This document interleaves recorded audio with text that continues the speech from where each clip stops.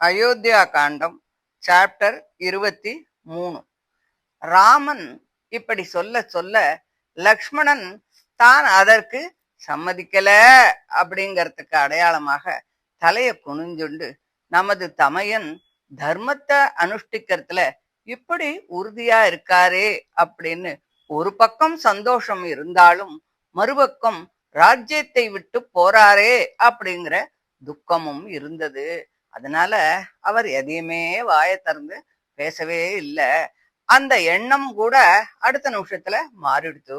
அதிக கோபம் கொண்ட ஒரு சிங்கம் புருவத்தை எப்படி நெரிக்குமோ அப்படி புருவங்களை எல்லாம் நெரிச்சுண்டு பெட்டியில அடைக்கப்பட்ட ஒரு பாம்பு சீரிண்டு வரா மாதிரி மனதில் உள்ள கோபத்துக்கு அடையாளமாக தலைய மேலும் கீழும் ஆட்டிண்டு யானையினுடைய துதிக்கை போன்ற தன்னுடைய கைய ஒரு பக்கம் ஆட்டிண்டு ஒரு குறுக்கு பார்வையாக ராமனை பார்த்து கொண்டு லக்ஷ்மணன் பேச ஆரம்பிக்கிறார்.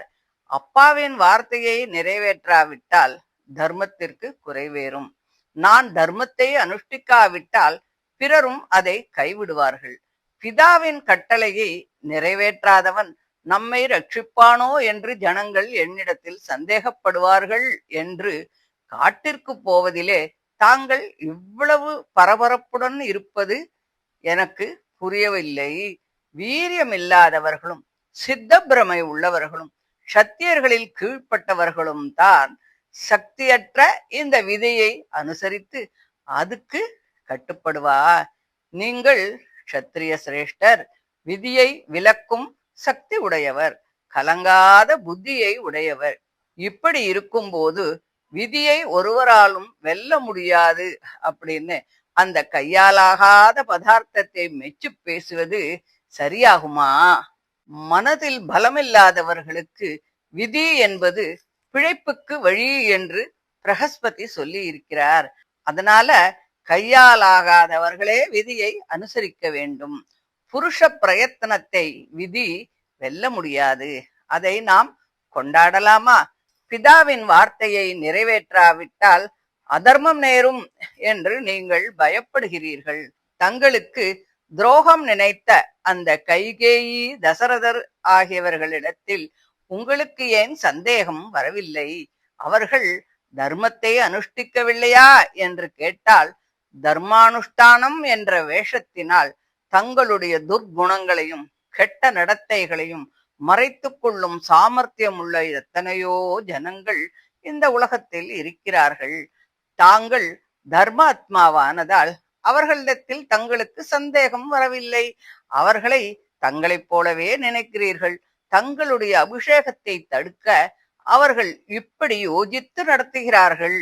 தங்களுக்கு ஏன் அது தோன்றவில்லை? வெகு காலத்திற்கு முன்பாகவே அவர்கள் இப்படி கலந்து யோஜனை செய்யாவிட்டால் எப்பொழுதோ கொடுத்த வரத்தை கைகேயி இதுவரையிலே மறந்து போய் கேட்காமல் இருந்திருப்பாளா? ராமன் எனக்கு மூத்த புத்திரன். இந்த ராஜ்யம் அவனுக்கு நியாயமாக கிடக்க வேண்டியதுதான். ஆனால் எனக்கு உன் புத்திரனான பரதனுக்குத்தான் கொடுக்க வேண்டும் என்று ஆசை இருக்கிறது. அவன் ராமனுக்கு இளையவன். அதனால் அப்படி செய்ய ஜனங்கள் சம்மதிக்க மாட்டார்களே. அதனால அதுக்கு ஒரு நாம பிளான் பண்ணலாம். ராமனுக்கு அபிஷேகம் செய்வதாக எல்லா ஜனங்களுக்கும் முன்பாக நான் பிரதிஞ்ஞை பண்றேன். பிறகு நீ நான் கொடுத்த வரங்களை பூர்த்தி செய்யும்படி என்னை கட்டாயப்படுத்தி பேசு. நான் அதற்கு இஷ்டமில்லாதவன் போல நிர்பந்தத்தால் தான் ஒப்புக்கொள்வதாக நடித்து அதற்கு சம்மதிக்கிறேன். அப்பொழுது ராமனை பல வருஷங்கள் வரையிலே காட்டுக்கு அனுப்பிவிட்டு நமது குழந்தை பரதனுக்கு அபிஷேகம் செய்வோம் என்று நமது பிதா கைகேயுடன் கலந்து துரோகமாக செய்த யோஜனை இது என்று தங்களுக்கு ஏன் தோணல? இந்த மூத்த புத்திரன் இருக்கையில் இளையவனுக்கு அபிஷேகம் செய்வது இந்த உலகத்துல யாருக்காவது இஷ்டமாகுமா? அதனால நான் சம்மதிப்பேனா? இதை நான் ஒத்துக்க மாட்டேன், என்ன நீங்க மன்னிக்கணும் அப்படின்னு சொல்லி லக்ஷ்மணன் சொல்றான். தாங்கள் மகா புத்திமான். தர்மானுஷ்டானம் என்ற ஒரே காரணத்தால் அபிஷேகம் செய்து கொள்ள மாட்டேன், வனத்துக்குத்தான் போவேன், அப்படி செய்யாவிட்டால் மகா பாபம் உண்டாகும் என்று தவறான அபிப்பிராயத்தை கொண்டிருக்கிறீர்கள். அந்த தர்மம் எனக்கு விரோதி. கைகேயியின் வார்த்தைக்கு கட்டுப்பட்டு தர்மத்திற்கு விரோதமாகவும் சகல ஜனங்களும் நிந்திக்கும் வார்த்தைகளை நமது பிதாவும் சொல்ல யாராலும் தடுக்க முடியாத சக்தியை உடைய தாங்கள் அவைகளை நிறைவேற்றுவதற்காக நிச்சயிப்பது எப்பொழுதாவது நடக்குமா? ஆகையால் தங்களுக்கு சித்த பிரமைதான் இது என்று தோன்றுகிறது. அவர்கள் கபடமாக தங்களுடைய அபிஷேகத்தை நிறுத்துவதற்காக செய்த ஏற்பாட்டை உண்மையென்று எண்ணி நீங்கள் மோசம் போகிறீர்கள் என்று நினைக்க நினைக்க எனக்கு துக்கம்தான் வருகிறது. தர்மத்தை இப்படி அனுஷ்டிப்பதில் இந்த உலகத்தில் யாருக்கும் சம்மதம் இருக்காது. அவர்கள் பெயருக்கு மாத்திரம் நமக்கு மாதா பிதாக்களை தவிர அவர்கள் சத்ருக்கள் என்பதுதான் உண்மை. நமக்கு கெடுதியை தேடுகின்றவர்கள் அவர்கள், காமத்திற்கு அடிமையானவர்கள். ஆகையால் அவர்களுடைய கட்டளையை நிறைவேற்ற வேண்டும் என்று யாராவது நினைப்பார்களா? அவர்களுக்கு இப்படிப்பட்ட புத்தி தோணினது விதியினால் ஏற்பட்டது. அது கைகேயினுடைய குற்றமில்லையே என்று சொன்னால் அந்த சமாதானத்தை எப்படி ஒத்துக்க முடியும்? எனக்கும் இது சரியாகவே தோணல. பயந்தவர்களும் வீரியமில்லாதவர்களுமே தெய்வத்தை பின்பற்றுவார்கள். வீரர்களும் மன உறுதி உள்ளவர்களும் அதை லட்சியம் கூட செய்ய மாட்டார்கள். தன்னுடைய பலத்தினால் விதையை வெல்லக்கூடியவனிடத்தில் அதனுடைய ஆட்டம் கொஞ்சமும் பலிக்காது. அவனுக்கு ஆக வேண்டிய காரியத்தையும் அது கெடுத்துவிட முடியாது. விதியை காட்டிலும் புருஷ பிரயத்தனம் பலமுள்ளது என்பதை காட்ட இன்று பிரத்யட்சமாக ஒரு உதாரணத்தை பாருங்கள். விதியின் பலமும் புருஷ பிரயத்தனத்தின் பலமும் என்று நன்றாக விளங்கும். அவைகளுக்கு உள்ள பேதத்தையும் தாரதமியத்தையும் எல்லோரும் தெளிவாக அறிந்து கொள்வார்கள். விதியே தங்களுடைய அபிஷேகத்தை தடுத்தது என்று நீங்களும் இன்னும் பல ஜனங்களும் நினைக்கின்றீர்கள். அந்த தெய்வம் என் பலத்தால் இன்று என்ன பாடுபடப் போகிறது என்பதை எல்லோரும் பாருங்கள். மதம் பிடித்து சங்கிலிகளை அறுத்து கொண்டு மாவெட்டியினால் குத்துவதை கூட சிறிதும் லட்சியம் செய்யாமல் தன் இஷ்டப்படி ஓடுகின்ற ஒரு யானையைப் போல தடையில்லாமல் செல்லும் தெய்வத்தை என் புத்தி என்ற பாசத்தால் அடக்கி திருப்பிக் கொண்டு வருகிறேன். லோகபாலர்கள் எல்லோரும் ஒன்று சேர்ந்தாலும், இந்த 3 லோகங்களில் உள்ளவர்கள் ஒன்று சேர்ந்தாலும் தங்களுடைய அபிஷேகத்தை தடுக்க முடியாது. அப்படி இருக்க நமது பிதா அதை தடுத்து விட போகிறாரோ? தங்களுடைய அபிஷேகத்தை தடுத்து தங்களை காட்டுக்கு அனுப்பணும் என்று ரகசியமாக யோஜனை செய்தவர்களை இந்த ராஜ்யத்திலிருந்து துரத்தி அதே காட்டிலே 14 வருஷங்கள் வசிக்கும்படி நான் செய்கிறேன். தங்களுடைய அபிஷேகத்தை நிறுத்த வேண்டும் என்றும் அவர்களுடைய புத்திரனுக்கு அபிஷேகம் செய்யணும் அப்படின்னும் அவர்கள் கொண்டிருக்கக்கூடிய ஆசையை இன்று வேரோடு அறுத்து விடுகிறேன். தெய்வத்துடன் விரோதித்துக் கொண்டு ஒருவன் தப்பினாலும் தப்பலாம். ஆனால் என்னை விரோதித்துக் கொண்டு உயிரோடு இருக்க முடியுமா? நான் விடமாட்டேன். தாங்கள் வனத்திற்கா போக வேண்டும்? போக வேண்டியது நிச்சயம்தான். ஆனால் இப்பொழுதல்ல, இந்த காரணத்திற்காகவும் அல்ல.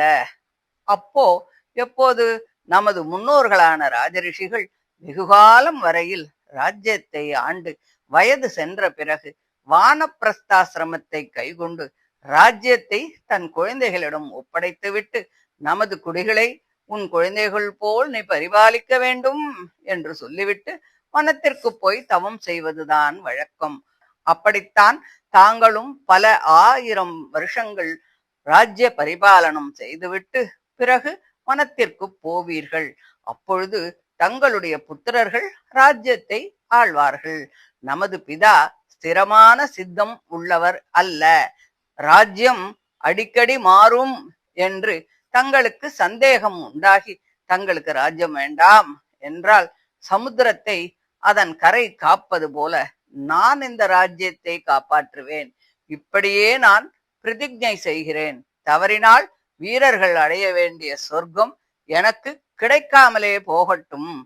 ஆகையினால் இப்பொழுது தயாராக இருக்கக்கூடிய பதார்த்தங்களால் அபிஷேகம் செய்து கொள்ளும் விஷயத்திலே நீங்கள் மனதை செலுத்த வேண்டும். அதை தடுக்கும் யாரையும் நெருங்க விடாமல் துரத்த நான் ஒருவனே போதும்.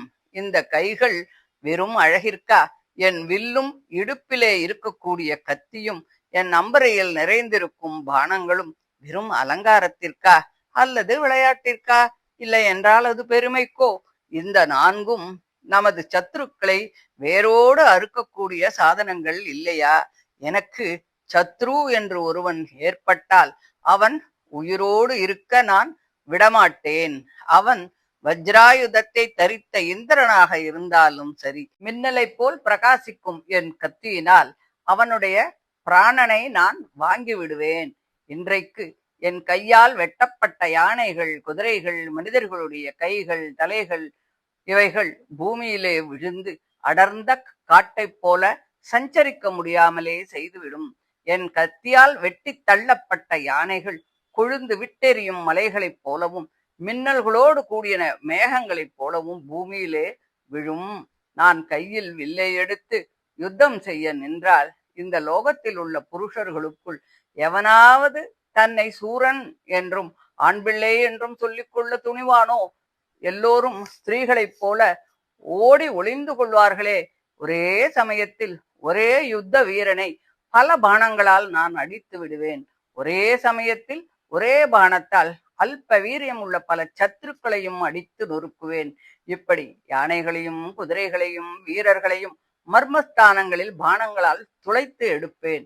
நீ ஒருவனாக பலரை எப்படி ஜெயிப்பாய் என்ற சந்தேகம் உங்களுக்கு வேண்டவே வேண்டாம்.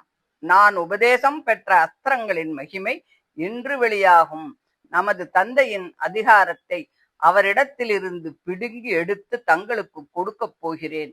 என் 2 கைகளும் சந்தனம் பூசிக்கொள்ளவும், ஆபரணங்களை தரிக்கவும், தானங்களை கொடுக்கவும், மித்திரர்களை காப்பாற்றவும் இதுவரையில் உபயோகப்பட்டது. அவை இன்று தங்களுடைய அபிஷேகத்துக்கு தடை செய்கின்றவர்களை அழிப்பதிலே உபயோகப்படும். அதனால தங்களுடைய விரோதியான யாரோட உயிரையும் கீர்த்தியையும் மித்திரர்களையும் நாசம் செய்துவிடும். நான் தங்களுடைய ஊழியன். தங்களுடைய உத்தரவை எதிர்பார்த்து காத்து கொண்டிருக்கிறேன். இந்த பூமண்டலம் தங்களுடைய ஆளுகைக்குள் வருவதற்கு நான் என்ன செய்ய வேண்டும் சொல்லுங்கள் என்று லக்ஷ்மணன் கேட்டார்.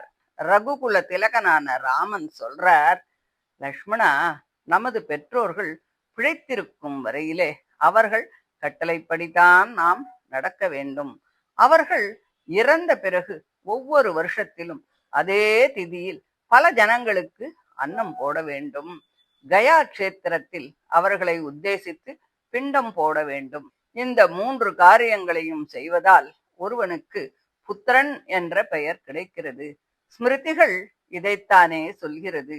ஆகையால் நமது பிதாவின் வார்த்தையை நான் மீறவே மாட்டேன். எப்படி ஆனாலும் சரி, அதை நிறைவேற்றியே தீருவேன்.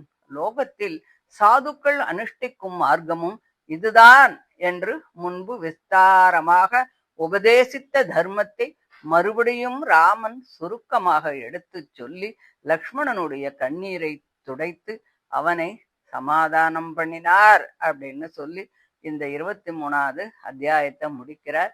இதை தொடர்ந்து அடுத்த ஆடியோல 24வது சாப்டர்ல என்ன சொல்றாங்கிறத பார்க்கலாம். தேங்க்யூ.